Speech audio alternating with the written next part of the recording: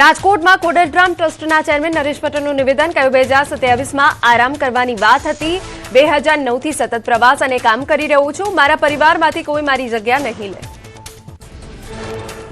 દેશમાં 47 શહેરોમાં 19મો રોજગાર મેળો પીએમ મોદીએ વર્ચ્યુઅલી વહેંચ્યા 51,000થી વધુ નિમણૂક પત્રો પીએમએ કહ્યું ભારતના યુવાઓને નવો અવસર મળશે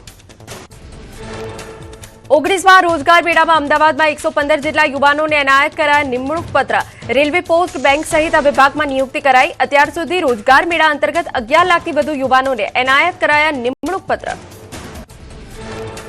રાજ્યસભાની ચૂંટણીને લઈ મોટા સમાચાર કોંગ્રેસ ઉમેદવાર નહીં ઉભા રાખે સંખ્યા બળ ઓછું હોવાથી ઉમેદવાર ઉભા નહીં રાખે ભાજપના ઉમેદવારો બિનહરીફ જાહેર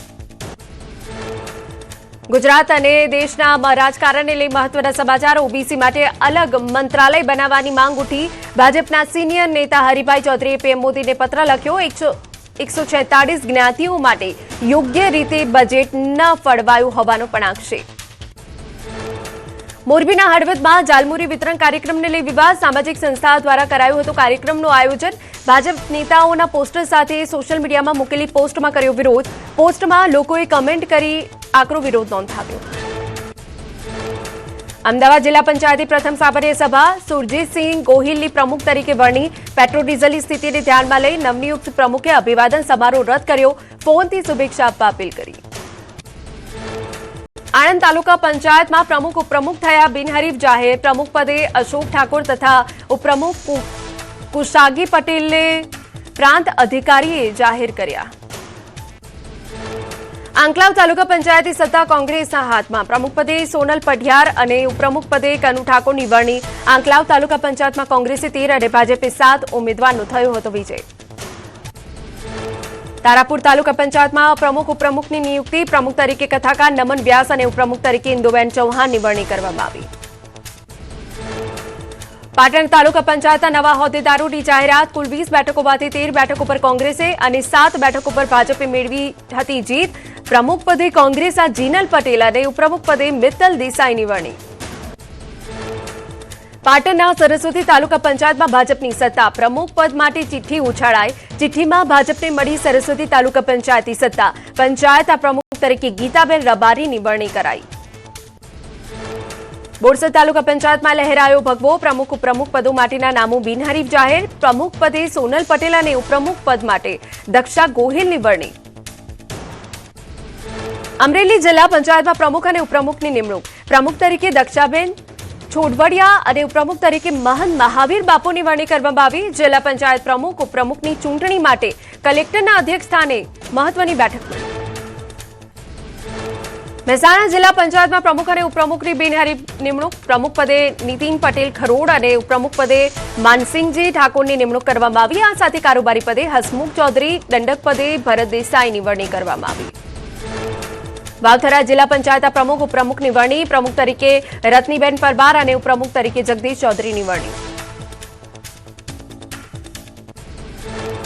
ભાજપ પાસેથી સરકી કોડીનાર તાલુકા પંચાયત 3 દાયકા પછી કોડીનાર તાલુકા પંચાયત પર કોંગ્રેસે કબજો કર્યો અપક્ષ ઉમેદવારે કોંગ્રેસે આપ્યું સમર્થન કોડીનાર તાલુકા પંચાયતના પ્રમુખ તરીકે અનુપાબેન સોલંકીની વરણી ઉપપ્રમુખ તરીકે હર્ષાબેન ગાધેની કોંગ્રેસે વરણી કરી ગીર સોમનાથમાં તાલાલા તાલુકા પંચાયતની ચૂંટણી યોજાઈ ભાજપે તાલાલા તાલુકા પંચાયત કબજે કરી ભાજપના વિમલભાઈ વાડોદરિયા બન્યા પ્રમુખ ઉપપ્રમુખ તરીકે દેવીબેન ઉકાભાઈ ચાંડેરાની વરણી અરવલ્લી જિલ્લા પંચાયત પ્રમુખ ઉપપ્રમુખની યોજાઈ ચૂંટણી પ્રમુખ તરીકે ચોઈલા બેઠકના ઉમેદવાર મયુર પટેલ બહુમતીથી ચૂંટાયા ઉપપ્રમુખ તરીકે વડાગામ બેઠકના સભ્ય રાજની પટેલની વરણી કારોબારી અધ્યક્ષ તરીકે લીંભોઈ બેઠકના ભીખુસિંહ પરમાર ચૂંટાયા બનાસકાંઠા જિલ્લા પંચાયતમાં 31 વર્ષ બાદ ભાજપે સત્તા મેળવી કોંગ્રેસો ગઠગણાતી બનાસકાંઠા જિલ્લા પંચાયતમાં પ્રમુખ ઉપપ્રમુખની નિયુક્તિ પ્રમુખ પદે વસંત પુરોહિત અને ઉપપ્રમુખ પદે બબીબેન ચૌધરીની વરણી કરવામાં આવી ખેડા જિલ્લાના નવરચિત ફાગવેર તાલુકા પંચાયતમાં ભાજપે સત્તા કબજે કરી પ્રમુખ અને ઉપપ્રમુખ પદના ઉમેદવારોની બિનહરીફ વરણી કરવામાં આવી પ્રમુખ તરીકે પ્રિયંકાબેન વાઘેલા અને ઉપપ્રમુખ પદે કલ્પના રાઠોડની બિનહરીફ વરણી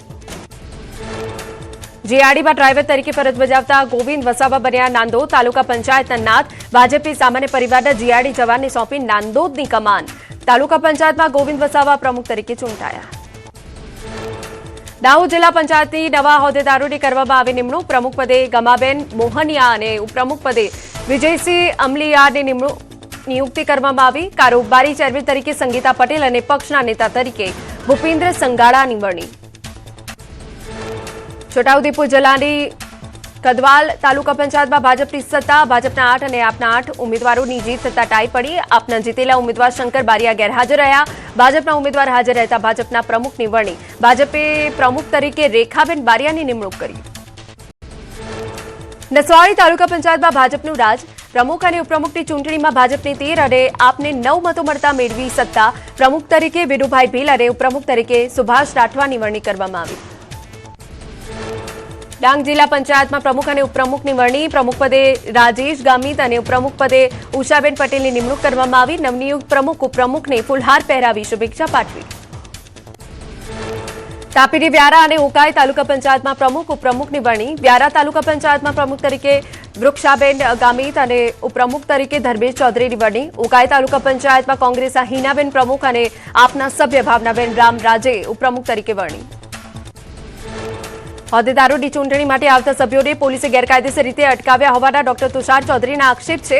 કહ્યું, કોંગ્રેસ પક્ષના પ્રમુખ ઉપપ્રમુખ ન બને તે માટે પોલીસે તેમના સભ્યોને ખોટી રીતે અટકાવી. મતદાન માટે મોડા પહોંચે તે માટે ખોટી રીતે તપાસ કરી પરેશાન કરાયા. ઊંઝામાં ફૂડ એન્ડ ડ્રગ્સ વિભાગની મોટી કાર્યવાહી.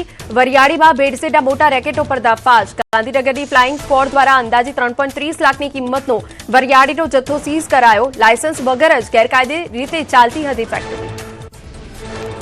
ભાવનગરમાં આરોગ્ય વિભાગની કામગીરી રંગ લાવી. ગત વર્ષ કરતા ઝાડા ઉલટીના કેસમાં 700નો નોંધપાત્ર ઘટાડો. સર્વેલન્સ ટીમો દ્વારા ઘરે ઘરે જઈ જનજાગૃતિ અને 17,000થી વધુ ORS પેકેટનું વિતરણ કરાયું. જાહેર સ્થળોએ ORS પાણીના જગ મુકાયા. 24 મેના રોજ નવી દિલ્હીમાં લાલ કિલ્લા પર આદિવાસી સમાજની ભવ્ય રેલી યોજાશે. ચલો દિલ્હીના નારા સાથે સમગ્ર ભારતમાંથી આદિવાસીઓ દિલ્હી ખાતે એકત્રિત થશે. આદિવાસી સમાજની પરંપરા, રીતરિવાજ અને પૂજા પદ્ધતિ બચાવવા રેલીનું આયોજન. દક્ષિણ ગુજરાતમાંથી 5,000થી વધુ આદિવાસીઓ ટ્રેન મારફતે દિલ્હી જવા રવાના. નવસારીથી દોડી સ્પેશિયલ ટ્રેન. ધર્માંતરણ કરનાર લોકોને ડી-લિસ્ટિંગ કરવાની માંગ સાથે રાષ્ટ્રપતિ, વડાપ્રધાન અને ગૃહમંત્રીને આપશે આવેદનપત્ર. વસ્તી ગણતરીને લઈ ઓબીસી સમાજની અલગ ગણતરી માટે વિશ્વ કોળી ઠાકોર સમાજ મહાસંઘની ઉગ્ર માંગ. વસ્તી ગણતરીના ફોર્મમાં ઓબીસી માટે અલગ કોલમ ઉમેરવા કેન્દ્ર સરકારને આવેદનપત્ર આપ્યું. સામાજિક, આર્થિક અને જાતિ આધારિત ગણતરી કરવા સેશન્સ કમિશનરને રજૂઆત. નસવાડીના છોટી ઉંમર ગામમાં લોકો પાણી માટે તરસ્યા. ગામમાં નળ તો નંખાયા પણ પાણીનું એક ટીપું ન આવ્યું. 200થી વધુ લોકો વહેરી અને કૂવાના સહારે પીવાના પાણી માટે મહિલાઓ કિલોમીટર દૂર પગપાળા જવા મજબૂર. પશુઓની હાલત કફોડી. છોટી ઉંમર ગામના પટોલી ફળિયામાં વિકાસ દાવા પોકળ. બોર અને હેડપંપના તળ નીચે ગયા છે. પશુપાલકો મૂંગા પશુઓને છૂટા મૂકવા મજબૂર. ગ્રામજનોની વારંવારની રજૂઆત છતાં પાણી પુરવઠા વિભાગના અધિકારીઓએ ગામની મુલાકાત લેવાની તસદી ન લીધી. ડીઝલની અછતને લઈ કોંગ્રેસ પ્રવક્તાનું નિવેદન. ડીઝલને લઈ અગરિયાઓને થતી તકલીફો અંગે કરી વાત. કહ્યું, ડીઝલ વગર મીઠું પકવવાની પ્રક્રિયા અને ટ્રાન્સપોર્ટેશન ઠપ. નુકસાનનું વળતર ચૂકવવા કરી માંગ. જૂનાગઢમાં ડીઝલની અછત અને કેસર કેરીની આવકમાં મોટો ઘટાડો. વાહનો ન મળતા ખેડૂતોએ કેરી ઉતારવાનું ઘટાડ્યું. બગીચાઓમાં જ કેસર બગડી જવાનો ખેડૂતોમાં ડર. માર્કેટિંગ યાર્ડમાં રોજના 40,000 બોક્સની સામે માત્ર 10,000 થી 15,000 બોક્સની આવક. કેસરના સિઝનલ વેપારીઓને મોટો ફટકો. કેરીની આવક પણ ઘટી અને ભાવ પણ તૂટ્યા. 1,500માં વેચાતું બોક્સ હવે 600માં વેચાયું. માર્કેટિંગ યાર્ડમાં વેપાર ઠપ થવાના આરે. ખેડૂતો વેપારીઓમાં ચિંતાનો માહોલ. સુરતમાં પેટ્રોલ અને ડીઝલના વધતા ભાવને લઈ લોકો ઇલેક્ટ્રિક વાહનો તરફ વળ્યા. ગત વર્ષની સરખામણીએ ચાલુ વર્ષે ઇલેક્ટ્રિક વાહનોની ખરીદીમાં 100%થી વધુનો ઉછાળો. એપ્રિલ 2025માં કુલ 987 ઇલેક્ટ્રિક વાહનોની ખરીદી સામે એપ્રિલ 2026માં આંકડો વધીને 2011 સુધી પહોંચ્યો. દેશમાં ફરી એકવાર પેટ્રોલ ડીઝલના ભાવમાં વધારો ચીંકાયો. પેટ્રોલમાં 86 પૈસા અને ડીઝલમાં 94 પૈસાનો વધારો. પેટ્રોલનો નવો ભાવ 99.07 અને ડીઝલમાં 94.99 પહોંચ્યું. પેટ્રોલના આસમાને આમતા ભાવથી જનતા પરેશાન. પેટ્રોલના ભાવે બજેટ ખોરવ્યું. રાજકોટમાં નોકરિયાત મહિલાઓએ શરૂ કર્યું બાઇક શેરિંગ. કહ્યું, બચત તો દૂર, હવે રોજનો ખર્ચ કાઢવો પણ મુશ્કેલ. નારી શક્તિ બાઇક શેરિંગ કરી બચાવી રહી છે પૈસા. નસવાડીમાં ડીઝલ માટે ખેડૂતો લાઇનોમાં ઉભા રહેવા મજબૂર 5 કલાક રાહ પછી આપવામાં આવે છે 2000નું ડીઝલ તાલુકામાં માત્ર 2 પેટ્રોલ પંપ ઉપર જ ડીઝલ મળતા હાલાકી પેટ્રોલ ડીઝલની અછત પર કેન્દ્રીય મંત્રી મનસુખ માંડવિયાની સ્પષ્ટતા કહ્યું ખોટું પેનિક ઊભું કરવાની જરૂર નથી ભારત દરેક પરિસ્થિતિનો સામનો કરવા તૈયાર ઈરાન અમેરિકા તણાવ વચ્ચે હોર્મુઝ ખાડીમાં વિશ્વનું 40% તેલ ફસાયું રાજકોટમાં કેન્દ્રીય મંત્રી મનસુખ માંડવિયાની પત્રકાર પરિષદ રોજગાર અને વૈશ્વિક કટોકટી પર આપ્યું નિવેદન કહ્યું દેશમાં 3 કરોડ રોજગાર સર્જન માટે યોજના કાર્યરત રાજકોટમાં પણ ઊભી થશે અનેક તકો